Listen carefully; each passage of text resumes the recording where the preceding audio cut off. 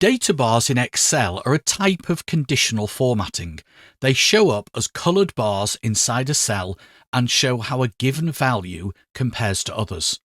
I'll show you how to create them, but first I'll show you some examples so you can see where we're heading in the demos.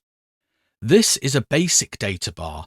The conditional formatting has been applied to B4 through to B8. I selected the colour, it's my Excel trainer colour, and you can see the values as well as the data bars in the cells.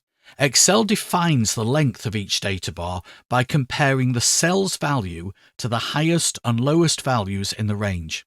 The higher the value, the longer the bar. This is the same data with the same data bars, except I've hidden the cell values. Again, the same data, but this one uses a gradient fill rather than a solid fill. This one shows positive and negative values. And finally, this one has the data bars in a separate column to the numbers that they represent.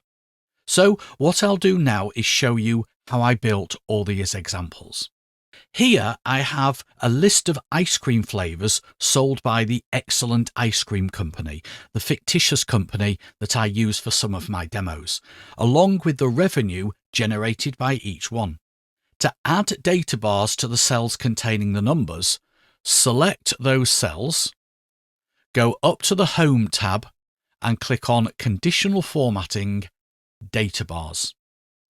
As you hover over each one of those data bars, it gives you a preview of what the data would look like if you applied that particular bar. You can see that we've got gradient fills and we've also got solid fills. If you don't want to use one of those 12 options, you can always go down to More Rules at the bottom and set your own colours. And that's what I'm going to do. I'm going to click on More Rules, and in the bar appearance section at the bottom, I'll leave it set to solid fill, but I'll change the colour. I can either choose one of those colours, or I can go to More Colours, and I can set the colour that I want, either by picking it from the colour palette, typing in the RGB value of that colour, or, as what I'm going to do, typing in the hex code, which is 008037. That is the hex code for my Excel Trainer Green. You can see that in the box on the right. And then click OK and OK again.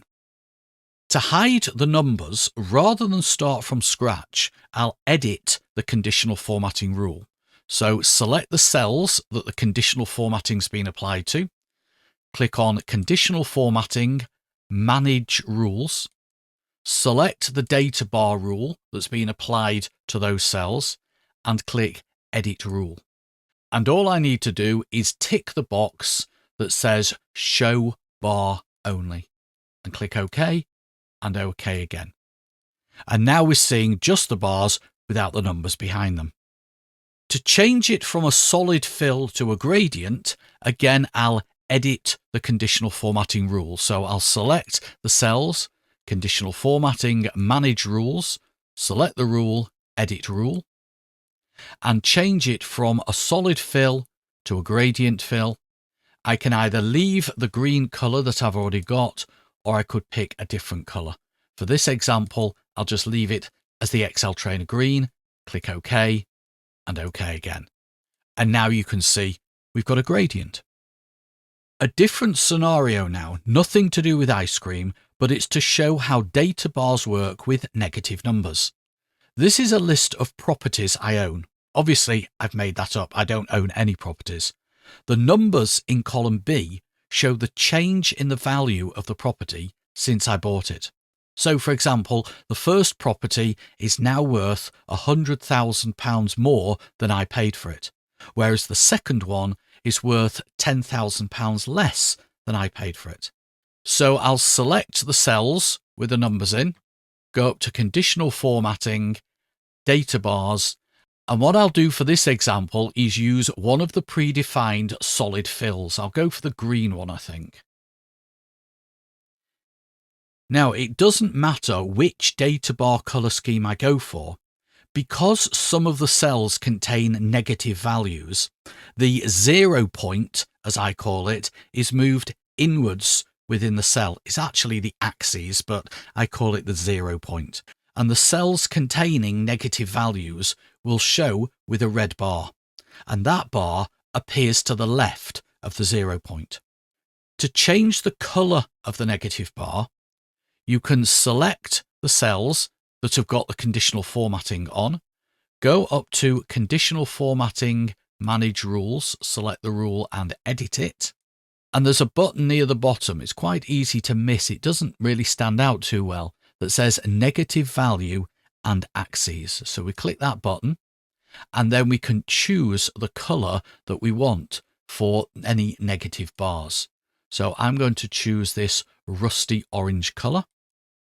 If you want to change the position of the 0 point, the axes, you've got options at the bottom of that dialog box. I'm going to leave those as they are.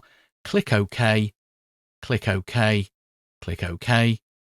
And now you can see I've changed the colour of the negative bars. Finally, what if I wanted the data bars to be in different cells to the values?